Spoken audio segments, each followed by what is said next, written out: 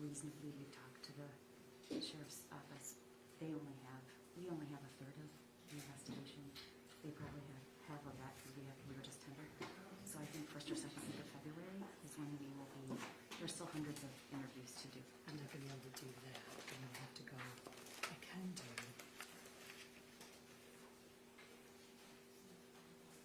The only 2 weeks I could do the last.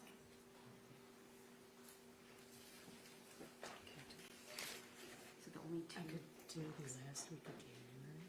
what's the, Is that the 24th, Donna? I The could last do full the, week? well, actually, maybe hang on a second. Amy, one more time, please. I gotta check with her because we got inventory network.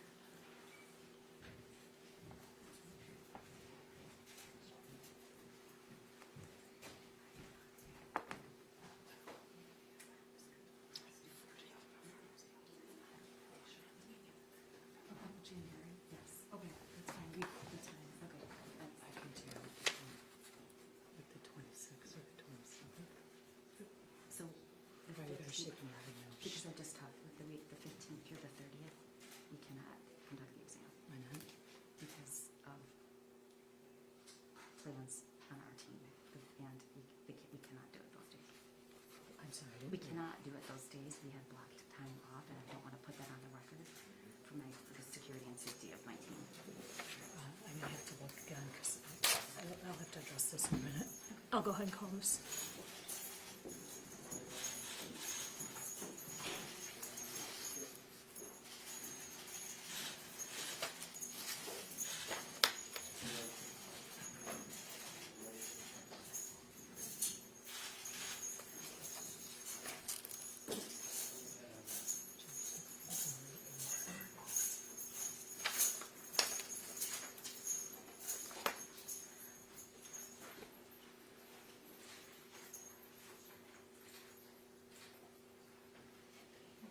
Sir, you can have a seat.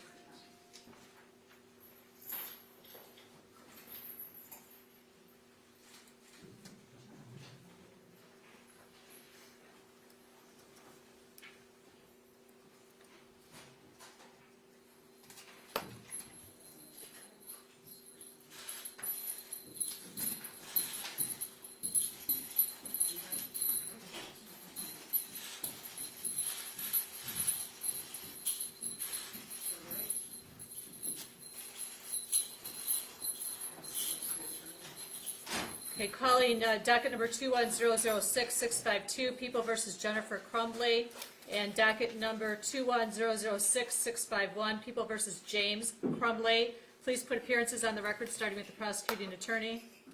Good afternoon, Your Honor. Karen McDonald, appearing on behalf of the people of the state of Michigan. Good afternoon, Your Honor. Markeisha Washington, appearing on behalf of the people. Good afternoon, Your Honor. I'm Shannon Smith on behalf of both Jennifer and James Crumbley. Good afternoon, Your Honor. Marielle Lehman on behalf of Jennifer and James Crumbley. Okay, today is the date and time set for a probable cause conference. Before we begin the probable cause conference, I just want to place on the record again and advise both defendants. Do you understand that you do have the right to retain your own individual counsel? And since you are co-defendants in this case, if a conflict exists and or arises, you may want to have your own independent counsel. Do you understand that, Ms. Crumbley? Yes, Your Honor. Do you understand that, Mr. Crumbley? Yes, Your Honor. Attorneys, can you advise the court and tell the court whether or not you believe a conflict exists as it relates to your representation of these defendants at the same time? Your Honor, we have gone over this extensively within our office and with our clients. At this time, there is not a conflict.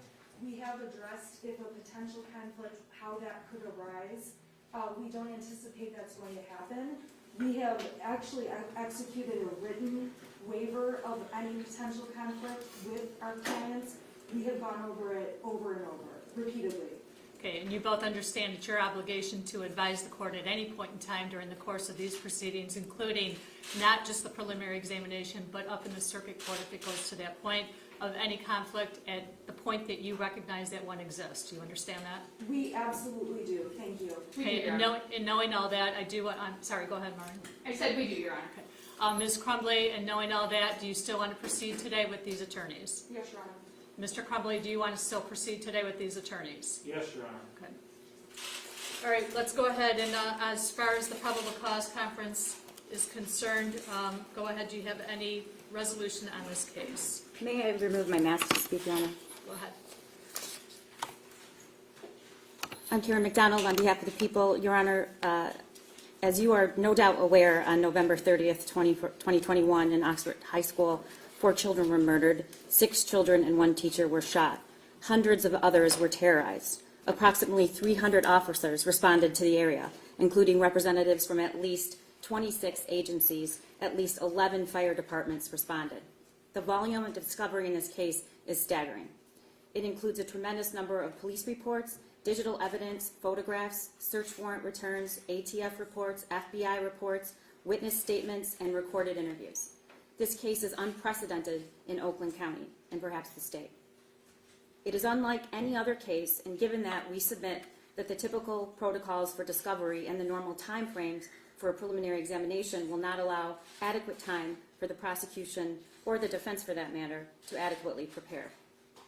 The parties signed and submitted a stipulated protective order regarding discovery for the court's signature. I will note for the record that the people, and our position is that those sensitive digital and video material that indicate the actual shooting and injuries will not be released and can be viewed at our office, and defense counsel agrees. We've also put in place a protective order for all the rest of the evidence and documents so that it's not leaked on behalf of the victims in this case. Once counsel agreed to do that, we tendered approximately 500 pages of discovery, which I'm told they were in possession of late afternoon, yesterday. That was simply the first wave of data that we have, Your Honor. We've received another 40 gigabytes of data consisting of additional reports, recordings of witness interviews, surveillance videos, and witness statements, all of which must be reviewed and tendered. So we do not have all of the discovery. We approximate, we probably have a third of it. As you know, there are a lot of witnesses to interview, and that is ongoing. The Oakland County Sheriff's Office has been working around the clock to provide us with digital evidence obtained from electronic devices seized during this investigation. That evidence will be voluminous as well, and we don't have it in our possession. Our detective here, the officer in charge, can tell you he's worked around the clock, and most of his agency has as well as other agencies. As a result, we're asking this court to find good cause to waive the 21 days and adjourn the probable cause conference until after the new year to allow the parties to receive and review these statements. We anticipate being ready to present the preliminary exam in February, Your Honor. And lastly, as the court knows, these children's and family, these funerals have just recently concluded. The prosecutor's office has a lot of work to do with a lot of the victims and the families, and we do not think it's in their best interest or in the interest of justice to do that during the holiday season. There are several witnesses to prepare, and we want to make sure that we are prepared to go forward on the date and time set for the preliminary examination. We anticipate that it will be 15 to 20 witnesses and that it will take 3 to 5 days. Anything on behalf of the defense attorneys relative to the request, number 1, for the request for the adjournment for the preliminary examination, as well as number 2, you want to place a stipulation on the record as it relates to the requested protective order? Good afternoon, Your Honor. The defense does acknowledge receipt of the discovery that the prosecutor described. We are not objecting to the adjournment. In fact, we're joining in the request for the adjournment. And we did review and sign the protective order. We don't have any objection to the protective order. So I do have a copy of a protective order that was provided to the court on December 13th at about 11:30 a.m. For each case, based upon the stipulations that were placed upon the record by both attorneys. I will go ahead and sign that protective order for both cases.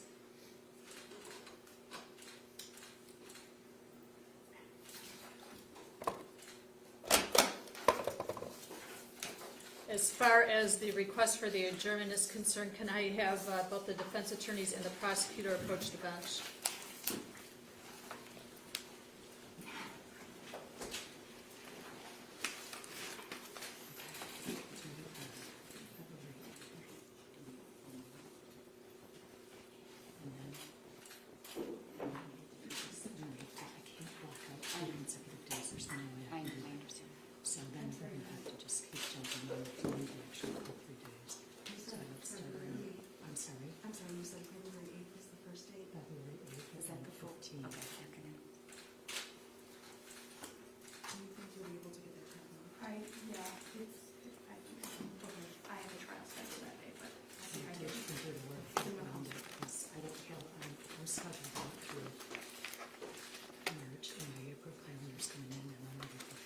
do it again.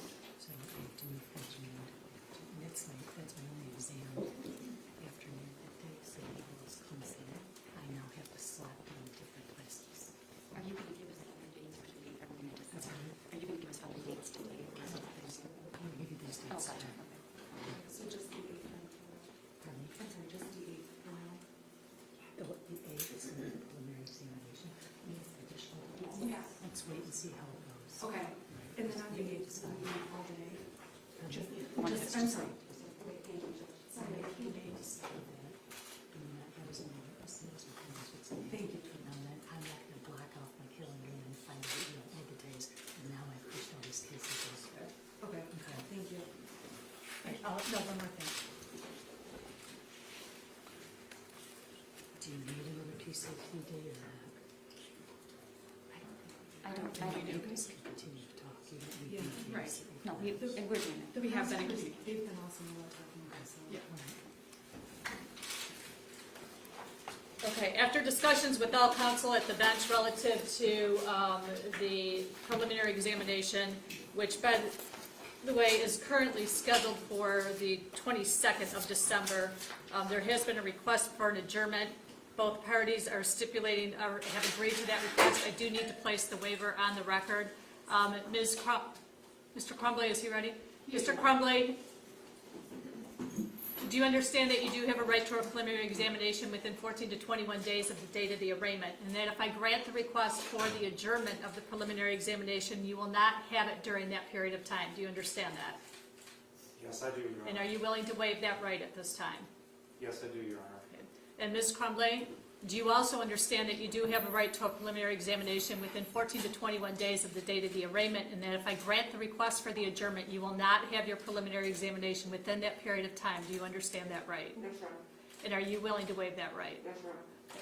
The court will go ahead and reset the preliminary examination for February 8th at 1:15. At this time, that's the only date I'm giving you. If it appears that we need additional days, then we'll deal with that on the 8th. Based upon the availability of the court's calendar. Please make sure that you are all prepared to proceed to exam on that date and time with appropriate exhibits. If you want to have exhibits marked ahead of time, all you need to do is contact my court recorder, and that can you can have that accomplished. Okay, any argument on bond? Your Honor, not at this time. However, the defense will likely be filing a motion regarding bond. You're going to file a motion regarding bond? Yes. Okay. Well, file that motion, and then is that something you want the court to address on the 8th? Your Honor, is there a possibility of getting a motion date before the 8th?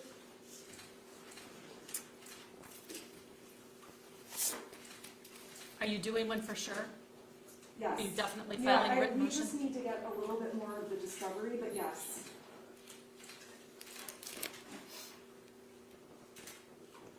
When do you anticipate that you'll be filing that? It depends when we get some discovery, hopefully within a week.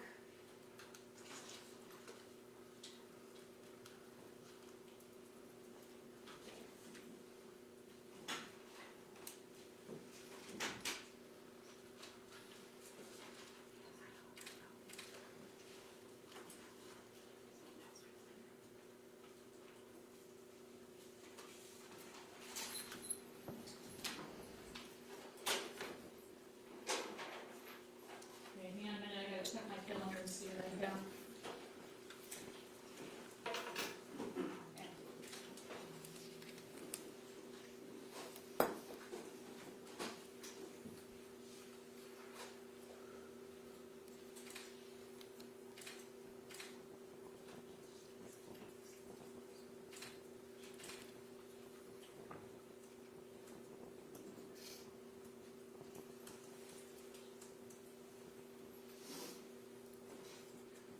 I'll check PM to Jennifer's people.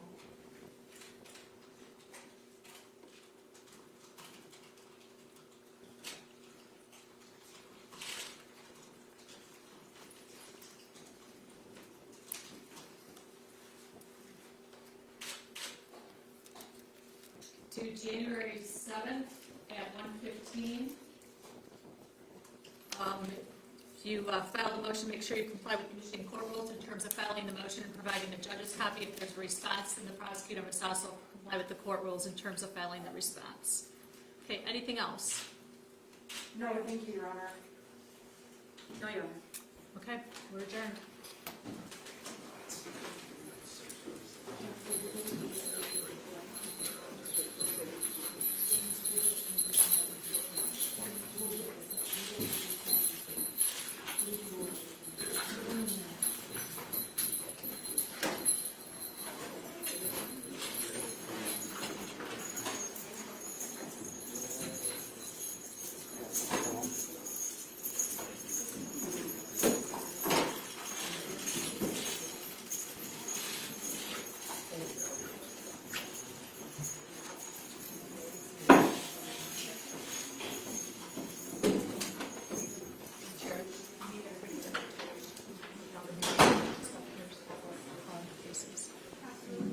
If anybody has a mic up here, if you could retrieve that now, because I have other cases I have to call.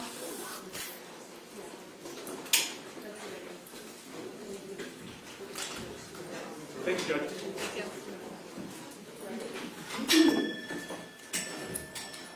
Hey, Al, this is just us. That one is another weird one.